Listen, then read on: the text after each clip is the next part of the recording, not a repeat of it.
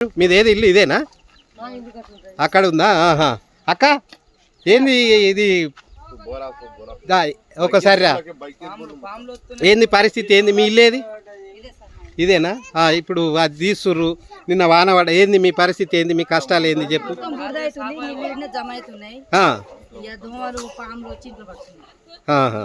మాకు నీళ్లు లేవు, ఇక్కడ రోడ్ లేదు, రాదు.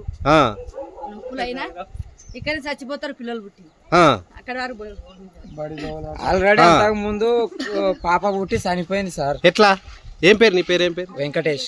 ఎట్లా చనిపోయింది? రాక బాట రోడ్డు లేక ఆ అంబులెన్స్ వచ్చేదాకా పాప చనిపోయింది ఆల్రెడీ. మళ్ళా రోడ్ దాకా ఎత్తుకోపోయి అంబులెన్స్ లో పోయేదాకా జీవి విడిచింది. అయ్యో ప్రాబ్లం చాలా పరిస్థితి వేరే ఉంది సార్ ఇక్కడ. ఇప్పుడు ఎప్పుడన్నా జ్వరాలు గిన్నె వస్తాయి, మరి టాబ్లెట్ గోళీ కావాలంటే నడుచుకుంటూ పోవాలి డైరెక్ట్ గా. ఎట్లా మరి? రోడ్ లేదుగా, ఎట్లా పోతారు? రోడ్ లేదు, నడుచుకుంటూ పోవాలి, బండ్ల మీద పోవాలి. ఇక ఏ బండి రాదు, ఏ అంబులెన్స్ రాదు ఇక్కడ. నేను ఒకసారి ఓ పేపర్ లో చూసిన, మంచం మీద మనిషిని పడుకోబెట్టి ఎత్తుకొని పోతురు కదా. రోడ్ దాకా ఎత్తుకోపోయి అంబులెన్స్ ఎక్కించినాం. ఇక్కడికి వెళ్ళి దాదాపు 1/2 కిలోమీటర్ దూరం. రోడ్ లేదు, ఇక్కడికి వెళ్ళి వాన పడితే నడవలేము, బండ్లు రావు, సైకిల్ రావు. అయ్యో కష్టం, నడవనికి కష్టం, పోనీకి రానికి కూడా కష్టం. ఇక్కడికి వెళ్ళి రోడ్ దాకా దాదాపు 1/2 కిలోమీటర్ అంత దూరం నరకమే. చూస్తుర్రా ముఖ్యమంత్రి గారు, కనీస గత పాలకులు చేయకుండా ఇవాళ మరి మీకు అవకాశం ఇచ్చిర్రు ఈ ప్రజలందరూ. మరి మీరన్నా వీళ్ళ భవిష్యత్తును బాగు చేస్తారని చెప్పేసి కొండంత ఆశ పెట్టుకున్నారు. మరి వీరి బాధలైతే మీకు ప్రత్యక్షంగా వారి ద్వారానే వినిపిస్తున్నాను.